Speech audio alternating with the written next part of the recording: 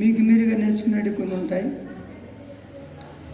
తర్వాత వయసు అయిపోయిన తర్వాత అప్పుడు నేర్చుకోవడం కన్నా ఇప్పుడు నేర్చుకుంటే మీ లైఫ్ కాస్త బెటర్గా అవుతుంది. చాలామంది పెద్దలు కావచ్చు, అలాగే బయట వాళ్ళు పిల్లలు ముందు ముందు వాళ్ళే నేర్చుకుంటారులే అని అంటారు. నేను దాన్ని తప్పట్లేదు. అయితే మనం కనుక చుట్టూ ఉన్న వాళ్ళం, ఈవెన్ 10th క్లాస్ పిల్లలు లైఫ్ స్కిల్స్ని చూసి పిల్లలు నేర్చుకోవచ్చు. అలాగే మీ అమ్మ దగ్గర, నాన్న దగ్గర చాలా విషయాలు మీరు నేర్చుకునే ఉంటారు కొన్ని.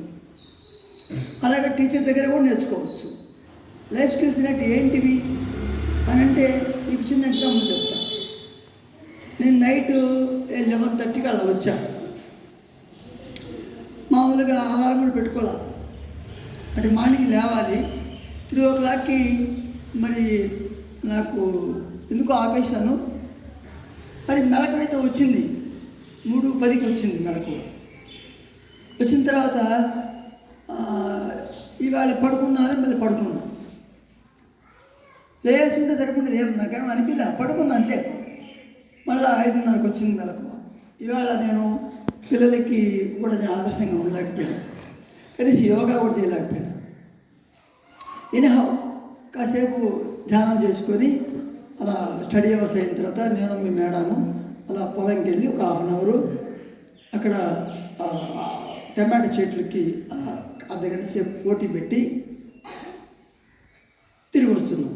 సో ఇప్పుడు నేను స్నానం చేయాలనిపిస్తే స్నానం చేసుకుంటున్నప్పుడు ఆ గ్యాప్ ఒక 5 minutes టైం ఉంటే ఆ 5 minutesలో కూడా నేను ఏం చేశానంటే కొన్ని సూర్య నమస్కారాలు చేసుకున్నాను.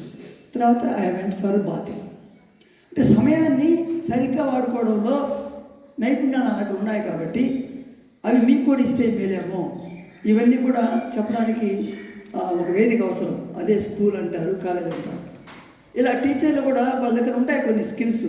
వాళ్ళ పాఠాలతో పాటు ఇవన్నీ చెప్పాల్సిన అవసరాన్ని ఇక్కడ మేము ఎస్ఆర్జెస్లో నేను చెప్తున్నాను. I understand my point. So మీకు మీరుగా కింద పడి లేసి నేర్చేవి ఉంటాయి. ఇప్పుడు అప్లై చేసుకుంటే కాసేపు ఆడుకుందాం, హాయిగా ఆడుకుందాం. ఇప్పుడు సెల్ ఫోన్ పట్టుకునేసి ఆడుకునే పరిస్థితి కూడా దాటిపోయింది. ఒళ్ళు అలుపుచ్చే పరిస్థితి లేకపోయింది. పొలం లేకపోవడానికి నామోషి, పని చేయడం నామోషి. ఈ టైంలో మేము అది నామోషి కాదు, పని సంస్కృతి మనకు పెరగాలి. ఇంట్లో అమ్మకు సహాయం చేయాలి, నాన్నకి పొలంలో సహాయం చేయాలి. వ్యాపారవేత్తలు అయితే వ్యాపారంలో కాసేపు కూర్చోవాలి, ఒక గంట సేపు. ఓకేనా? ఇంకా కొంత చెప్పాలంటే లైఫ్ స్కిల్స్ పక్కనోడికి చెప్పాలి, లేదా ఇంకొక దగ్గర చెప్పించుకోవాలి. ఇవన్నీ కూడా లైఫ్ స్కిల్స్లో భాగంగా. I never wasted my time. Remember, you please carry on this message, very very important. భయాన్ని వదిలితేనే మనకు చదువు వస్తుంది అనేది గుర్తుపెట్టుకోండి. ఎప్పుడు భయపడతారు మీరు? సరిగ్గా పనులు చేయనప్పుడు, దాని పర్యవసానంగా టీచర్ ఏమైనా అంటారేమోనని, పేరెంట్స్ తప్పడతారేమోనని అక్కడ మీరు భయపడతారు. నిజాయితీగా పని చేస్తే ధైర్యంగా దగ్గరికి వెళ్ళి ముఖంలో ముఖం పెట్టి, కళ్ళల్లో కళ్ళు పెట్టి, నాన్న ఈ పని చేశానని చెప్పడానికి అవకాశం ఉంటుంది.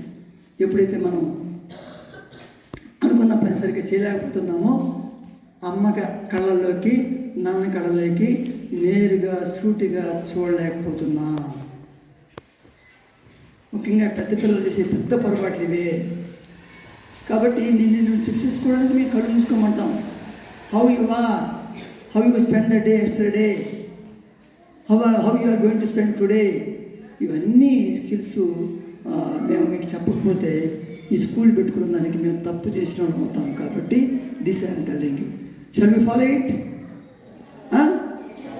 సో మీకు తెలియని విషయాలు తెలుసుకోవడానికే స్కూల్కి వస్తున్నారు. బట్టి కొట్టి ఎగ్జామ్స్ రాసి మార్కుల కోసమే కాదు. అట్టి స్నేహపూర్వక వాతావరణం స్కూల్లో ఉండాలి. ముఖ్యంగా మన స్కూల్లో ఉంది కాబట్టి feel free to ask anything, what ever you want to know, what ever you have to know, what ever you need to know. So have to వాడాలి, నీడ్ టు వాడాలి. అంటే నీకు తెలుసుకోవాల్సిన అవసరం ఉన్నదని అడగాలి. వాంట్ ఇది కోరిక కాదు. You need to learn. It is necessary for you to learn the things what ever you don't know. నీకు తెలియని దాన్ని తెలుసుకునేటువంటి హక్కు నీకుంది. Follow it. ఓకే. సో ఇంటికి వెళ్ళిన తర్వాత ఇవాళ నేను మా టీచర్ని అడిగినాను, మా సారు మా మేడం ఇన్ని చెప్పారని చెప్పడానికి ఒక లెక్చర్ కావాలి, ఒక లెక్క ఉండాలి. ఏదో మీరేదో వస్తువు లేనట్టు, మీకేదో మెదడు లేనట్టు, మీకేదో 4 మాటలు చెప్పేసి ఆ టీవీ ఆన్ చేసి వెళ్ళిపోతే టీచర్లు వాళ్ళకి మనశ్శాంతి ఉండదు, తృప్తి ఉండదు. మీరు కూడా ఇలా వెళ్తే పేరెంట్స్కి న్యాయం జరగదు, వాళ్ళు ఖర్చు పెట్టుకున్న దానికి డబ్బులు ఇచ్చి.